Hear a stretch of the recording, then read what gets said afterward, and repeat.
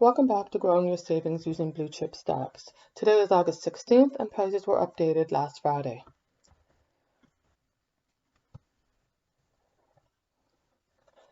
The markets are looking stabilized now and stock prices are heading up.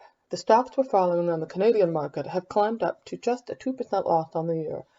The US market is rebounding a little slower but still climbed back up to an average 8% loss in 2022. We're going to check in with the stocks we're watching on the TSC, as well as our US stocks on the New York Stock Exchange and the NASDAQ. We're also going to check our 4 fantasy portfolios on the Canadian market. Our $5,000 portfolio is up 1% on the year, which is an increase from minus 1% 2 weeks ago. Our $10,000 portfolio is up 2% on the year, which is up 2 weeks ago. Our $25,000 portfolio is up 1% on the year, which is up from minus 4% 2 weeks ago.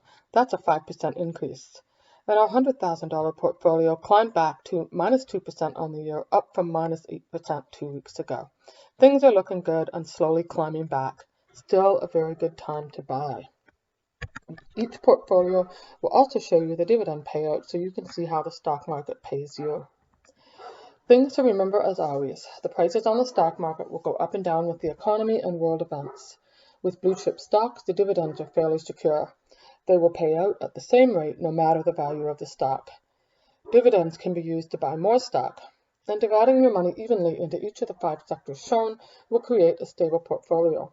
When one commodity goes down, the others tend to go up.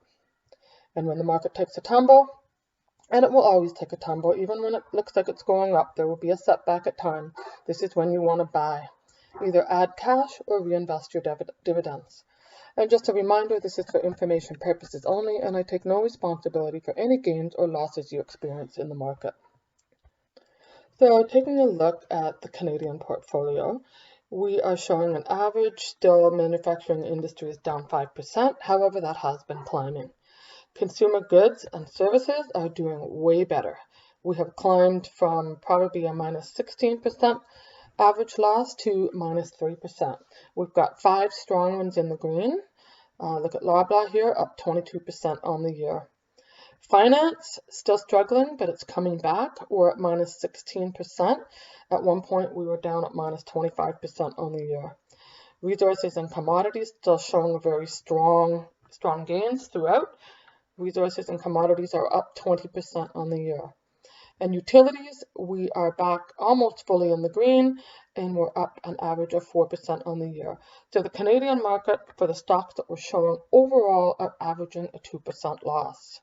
So in the US, we have some changes. NVIDIA did a 10-for-1 split. So the stock price 2 weeks ago was $158.38, which split 10 ways, which changed that stock price to $15.83. And this week with the new stock price, it's up to $17.96. So this stock price coming in under $20 now makes it easier for the average person to buy more shares. So NVIDIA would be a good one to buy with a good strong $1.02 dividend. So we've had a couple of dividend increases. IFF has raised their dividend. McKesson has raised their dividend. Broadridge Financial has raised their dividend. So we've got a little bit more money coming into the US market there. So manufacturing and industry is climbing. We're at a minus 8%, but we've got some strong gains. Everything in green is a gain. Archer Daniels Midland up 22% on the year. Consumer goods and services has definitely climbed. It's only showing a minus 2% loss average. McKesson, strong gains at 45% on the year. It started the year at, slide this over a bit. It started the year at $252. It's now $365. We'll just move this back a bit so we can see today's prices. So in finance, Broadridge has taken a big jump, 15%. So it's up to $183.22 on the year. So finance is still showing in the US a minus 15% loss, definitely climbing. Resources and commodities, we've got a strong showing with Chevron. Newmont and Alcoa are still down, so we've got a minus 8% loss averaging in resources. In utilities, we have 2 strongly in the green, and then we have the 2 cell phone carriers are showing significant losses. So we have in the US an average loss overall of 8%. So checking our $5,000 portfolio, we are up to, this week, we are up to $5,114. That's down slightly from last week or 2 weeks ago. It's down $50, but it's a $31 gain on the year.